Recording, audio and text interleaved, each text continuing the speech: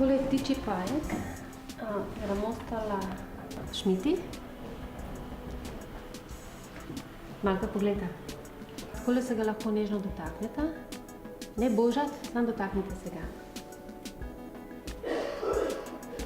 Še ti poskus? Kakšen pa je?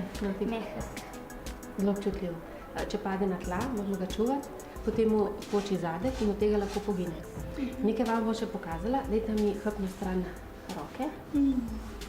Lepo bo takole naredil, takole, da bo malo pobožal. Ja, tako ja. Ja, čutiš? Je gladko, pa še nekaj se zatakne. Kaj ima? Da lahko pleza. Tako, krempelce. A boš poskušal? A bi ga prijel na roko? Lekar tako, da je obe dlani, pa ti bom je dala tako na roko. Super. Kaj misliš, zakaj ima tele dlačice? Kadar se kaj premika v njenem prostoru, s temi dlačicami čuti in so to čutilne dlake. In niso take kot naši lasje. In če jo božamo, jih tudi odpadejo in potem to pajka moti. A je strupen? Ja, čisto vsi. Pajek plen obode, van spusti strup, plen umrtvi in ne samo strup, tudi prebavne sokove in ga tako prebavi, temu rečemo zunanja prebava in ga potem samo posrka. In tudi tale pajek je strupen. S čim pa obode, vam bom pokazala. A vidite tole spodaj? Ja, vidite s temle? In potem v plen spusti strup. A ta pajek je napadalen? Pajki so plenilci in potem to rečemo, da so do plena napadalni.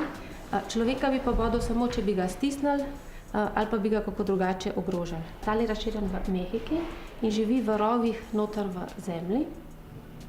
In še nekaj vam bom pokazala tole zadaj, ima nekaj, videl, če se ga videl. Nekaj opazimo? Nitka. Aha. Tle zadaj ima predilne bradavice in spušča nitko, ampak ne plete takih mrež kot recimo križevec, tiste velike mreže na drevu, ki jih včasih vidimo, ampak si zaprede svoj ta rov pod zemljo in spredaj postavi nitke, tako da lahko začuti, če se kdo bliža njegovemu domovanju.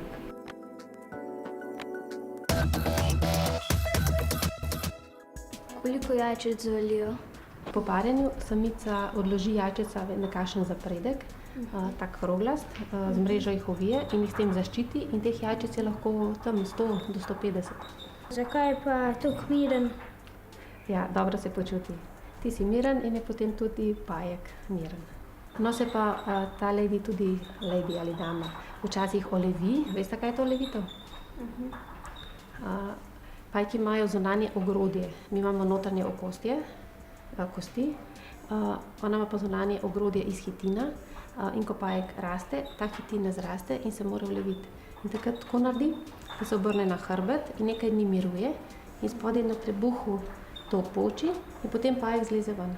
A vas je že kdaj griznil? Tale pajek mi še ni v bodu, pajki obodejo, ampak ena druga vrsta pred mnogimi leti, ker sem nekaj narobe naredila in me je samo opozorila, tako da strupa mi pa ni spustila. A ti ga lahko dam na glavo? Ja. Če bom hodila red. Evo, taka kot tvoji lasje. Čakaj, bom obrnila.